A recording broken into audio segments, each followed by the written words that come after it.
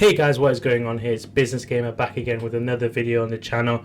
Please like, subscribe and share beforehand. Even if you haven't seen it, it really helps the channel out a lot. And today we're talking about story. I've mentioned story in past videos, with all this pay to win stuff and all that. Feel free to check them out on my channel. But for me, story is a pivotal part of gaming, and I feel like it's taking a secondary rather than a primary when it comes to game design now, because I feel like game designers now are focusing on stuff like special editions, multiplayer and DLC.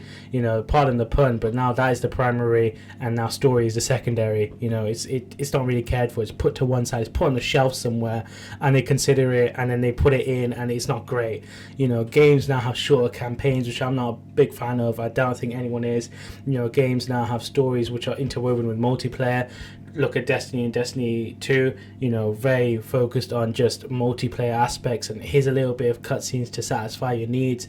It's not good enough, and it simply isn't, because with a great story comes what I call dynamic narrative, where it's a lot of twisted turns. It's almost like you're playing virtually an interactive movie, and it's worth an interactive movie, and you're getting the same enjoyment out of the story as you do watching a film. But this is different because you're actually taking part. You feel like you're, saving the galaxy. You feel like you're stopping the mafia boss. You feel like, you're trying to find someone, which is really, really good and really, really powerful for the player.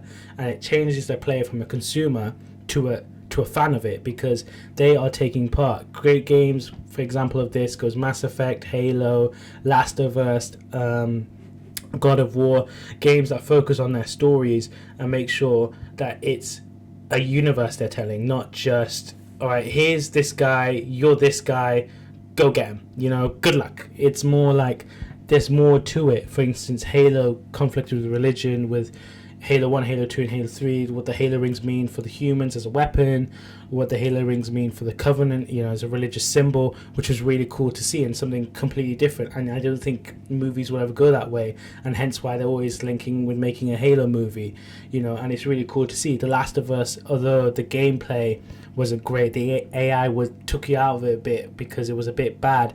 However, the story for itself carried that game, and it made it brilliant. Now, I'm not saying all games should focus on their story, not all. There's some games that don't need any story or any lore behind it. For instance, the Call of Duty franchise, for me, it'll be interesting to see what they do with Modern Warfare, but I feel like those games could make just Michael Bay type campaigns, 6 hours long, and it'll satisfy the audience, because people go for those for the multiplayer. However, when a new IP, or if you don't know, a new game comes across, I always look for story. I always look what they're doing different, what is about them that's different. For instance, Watch Dogs for me could have been so good if it had a good story from the get-go, because now it's gone to this GTA thing where I think they're going to change the protagonist every other game, and it's not the same because they are copying the GTA format, and that's not what I want. I don't want another GTA clone with hacking ability. I want a Watch Dogs game that's completely unique and it's got its own game elements to it,